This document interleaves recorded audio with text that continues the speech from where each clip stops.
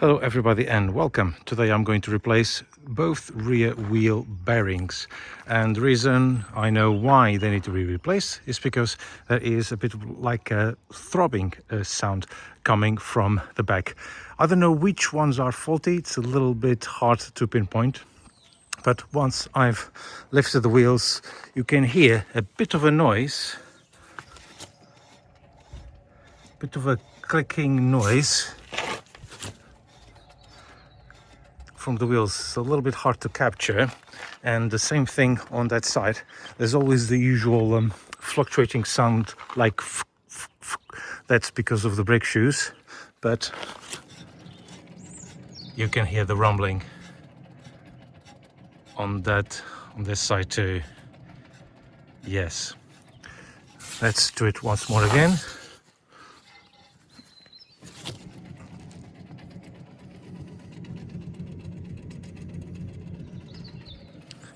Yeah, it's definitely this side, but I think the other side might be affected as well.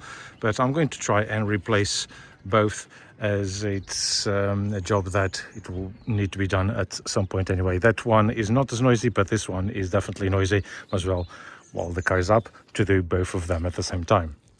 Of course, safety is very important, so you must choke the front wheels because you are working on the back wheels. Car in gear, in the first gear, and the handbrake down, and make sure you put the axle stands on non-moving parts under the subframe. Make sure you don't put under the arms, but on the parts that are fixed directly to the chassis of the car and don't move. So there's two types of rear brake setup. On this one it is the drum, which is very common on most Mach 2 Focus models. On this one I have to remove the drum itself, which gives me access to the rear wheel bearings. On the ones equipped with rear disc brakes, you have to unclip the handbrake cable, then you just unscrew the brake caliper and leave it hanging on the side, and then you just remove the brake disc, and then also gives access to the plates.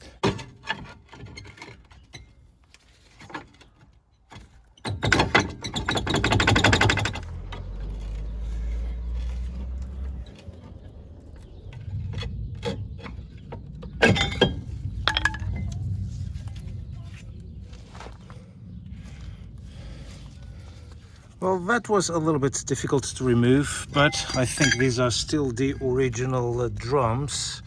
But nevertheless, this is also a good opportunity to remove. These are wearing a little bit thin, but it's not too bad. The brakes do work perfectly well, and this is usually a good opportunity to get some brake cleaner and just to clean everything. And let's see how this is in terms of noise. Yeah, same story with the other side. You can hear a bit of a noise as well.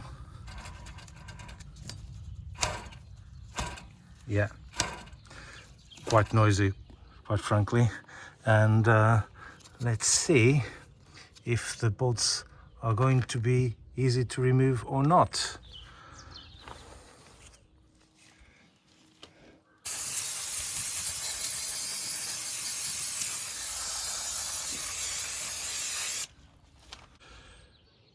Cars with the rear brake drums, the access to the hub bolts are a little bit harder to reach, but nevertheless soak them with a little bit of penetrating fluid. In this case I'm using Bulldog BDX, but I have to be very careful not to touch any of the friction area. There's 4 in total, and let it soak for a bit. These can be notoriously bad to get seized, and one way you can do it is just try to get with a wire brush, or if they look a little bit rusty, then you can actually use a torch, a blowtorch, and completely heat them up and then use some penetrating fluid again. In this case I use Bulldog BDX, which is the best that I have ever seen, and it has never let me down. There's some Torx bolts at the back, which I'm going to show you now.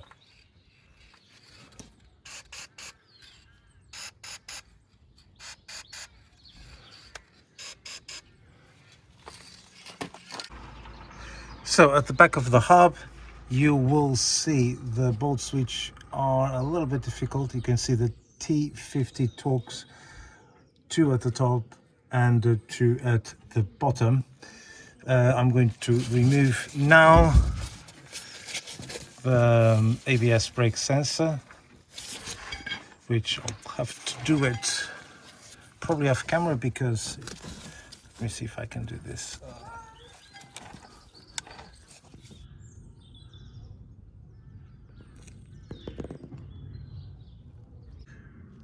So here it is, the T50 Torx already in place, and I'm going to put a breaker bar in order to ease up the removal.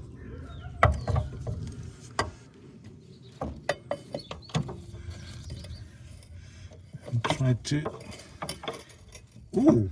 Oh my goodness, I can't believe this. This is for real. The bolt just started to...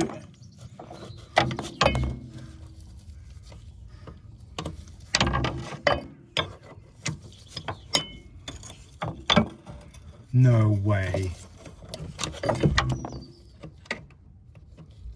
That can't be true.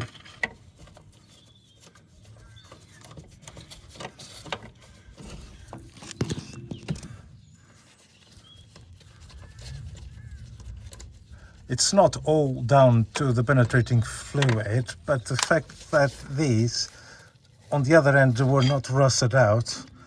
So I wonder if these have been replaced at some point already.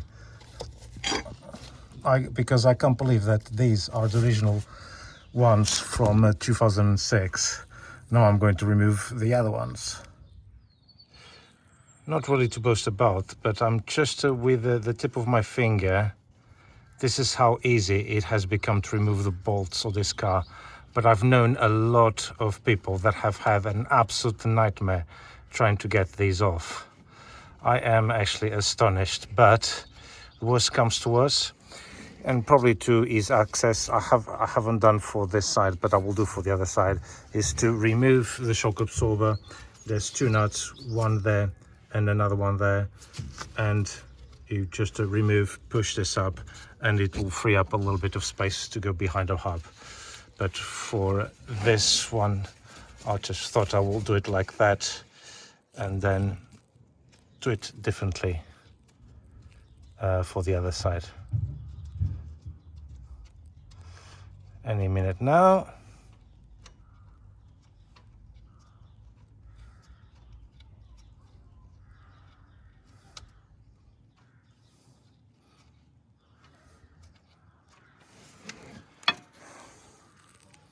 Have you seen the condition of these? These probably are actually quite recent, and yet they didn't last long. But however, these are actually quite rusted on the outside, so I'm not sure. They probably are a few years old, but... And you notice as well, where's the Loctite?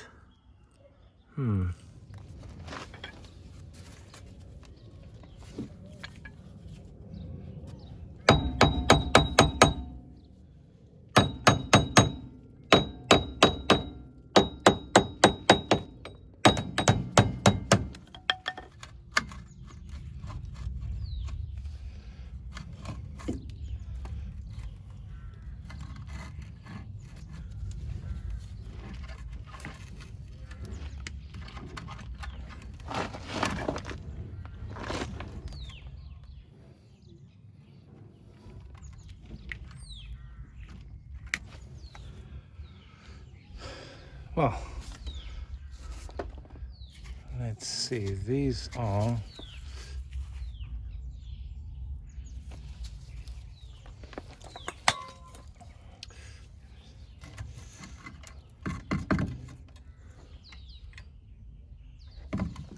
Well, these are originally 4.1s. It's a little bit hard to check, but it says FOMOCO in here. So yeah, not bad. So I got a pair of these from eBay for just about £50, and they seem to be actually very good quality, and I'm going to put them now in the car. So probably what I will try to do is to put the ABS cable first, and see, no sound. Put this the ABS cable first, and then feed these while trying to put the some of the bolts back in, and then tighten everything together.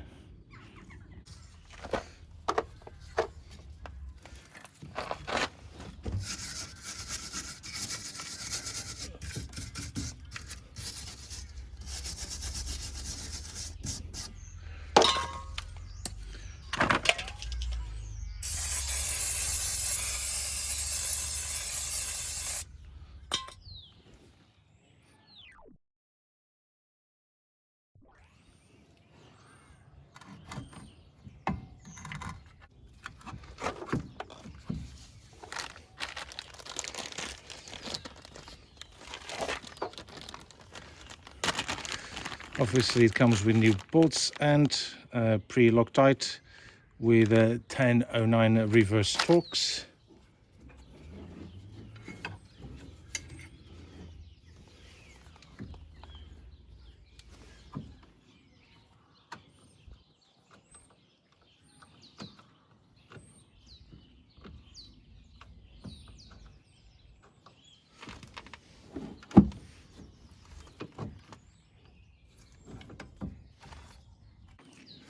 Actually, it's E12 type reverse torques.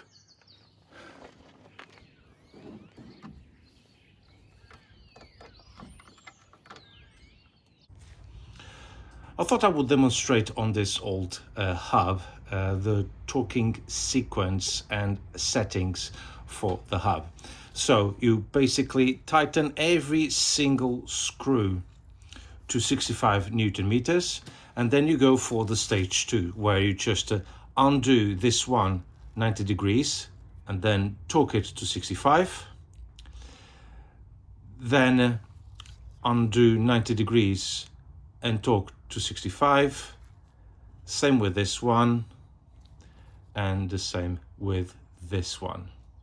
So 65 Newton meters, undo them 90 degrees, and then torque them in this sequence here. Now that everything has been cleaned, I did put some emery cloth or Scotch pad on the brake drum itself to clean it up, and then it's time to put this back in. Just a few 11 carrying caps.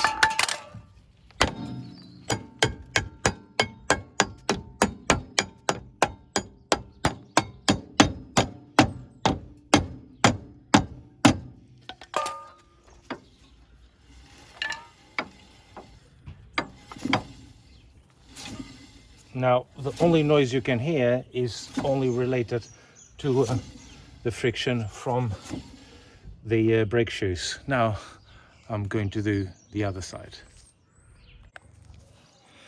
So the condition of the bolts on the other side was equally good, and there was no trouble at all in removing them.